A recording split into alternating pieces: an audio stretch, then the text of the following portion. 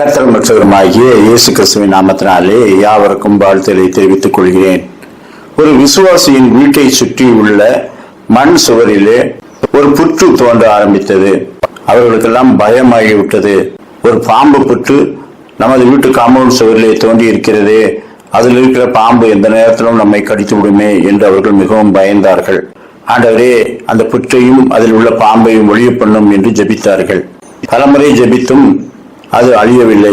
எனவே ஒரு நாள் அவர்கள் குடும்பமாக கூடி, இன்றைக்கு இரவிலே நாம் பலமாய் ஜெபம் பண்ணுவோம், விடியற் காலத்திலே அது ஒளிந்து போகட்டும் என்று ஜெபம் பண்ணினார்கள். அவர்கள் ஜெபித்த போது திடீரென்று பெரிய மழை பெய்ய ஆரம்பித்தது. கர்த்தர் உடனே மழையை அனுப்பி அந்த புற்றை கரைய பண்ணுகிறார் என்று சந்தோஷத்தோடு விடியற் காலம் எழுந்து அந்த புற்றை பார்த்தால் அது இன்னும் கொஞ்சம் வளர்ந்திருந்தது.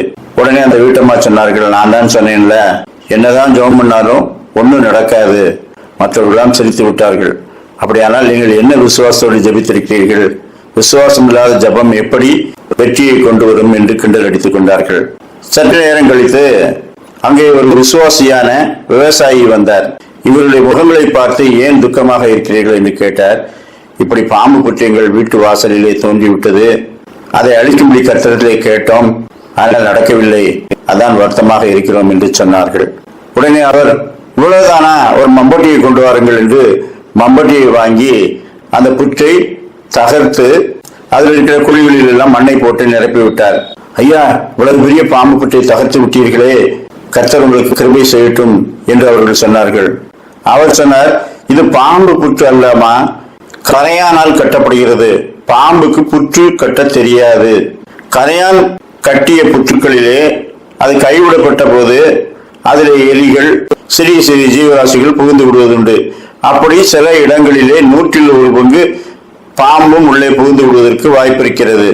என்னமோ பாம்பு தனக்கென்று ஒரு புற்றை கட்டி அதுக்குள்ளே குடி புகுந்தது மாதிரி நீங்க நினைத்துக் கொண்டிருக்கிறீர்கள். இந்த தேசத்தின் மடமைகளுக்கு அளவே இல்லை என்று சொன்னார். நம்மால் அழிக்க முடிந்த ஒன்றை அழிக்கும்படிக்கு கர்த்தரத்தை ஜெபித்துக் கொண்டிருந்தீர்களே, நம்மால் முடியாததான் கர்த்தரத்தை கேட்க வேண்டும். காற்றையும் கடலையும் அதட்டிய தேவகுமாரன் சீசர்களை பார்த்து, உங்கள் விசுவாசம் எங்கே என்று கேட்டார். அப்படியானால் இது மாதிரி இக்கட்டான சூழ்நிலை வரும்போது உங்களுக்குள்ளே ஒரு விசுவாசத்தை கொடுத்திருந்தேனே, தேவகுமாரன் இருக்கும் படகு கவிழுமா என்று என்னை அறிகிற அறிவையும் விசுவாசத்தையும் நீங்கள் பெற்றுக் கொண்டிருந்தால் பயந்திருக்க மாட்டீர்கள். உங்களால் விசுவாசிக்க முடியும், அதை பிடித்துக் கொள்ளுங்கள் என்று ஆண்டவர் சொன்னார். நம்முடைய வாழ்க்கையில நம்மால் அடைய முடியாதது, கர்த்தர் நமக்கு பலத்தை தராததை செய்து தரும்படி கர்த்தரை கேட்போம். மற்றவற்றை எல்லாம் நாம் மேற்கொள்ளும்படிக்கு அறிவையும் வாய்ப்பையும் நமக்கு கர்த்தர் கொடுத்திருக்கின்றார். குதிரை யுத்த நாளுக்கு ஆயத்தமாக்கப்படும், ஜெயமோ கர்த்தரால் வரும். ஜெயம் கர்த்தரால் வருகிறதே, அப்ப குதிரையும் அவர் ஆயத்தம் பண்ணி இருக்க வேண்டியதானே. குதிரை யுத்த நாளுக்கு ஆயத்தமாக்கப்படும், அது நம்மாலே செய்ய முடிந்தது. ஜெயம் கர்த்தராலே வரும். ஆண்டவற்றிலே நமக்கு எட்டாததும் பெரியதுமான காரியங்களை கேட்போம். மற்றவற்றை எல்லாம் விசுவாசத்தினாலே எளிதாக நாம் மேற்கொள்ளுவோம். எரேமியா 33:3, என்னை நோக்கி கூப்பிடு, அப்பொழுது நான் உனக்கு உத்தரவு கொடுத்து நீ அறியாததும் உனக்கு எட்டாததுமான பெரிய காரியங்களை உனக்கு அறிவிப்பேன். நாம் அறியாதது, எட்டாதது, அவைகளைத்தான் கர்த்தரை கேட்க வேண்டும்.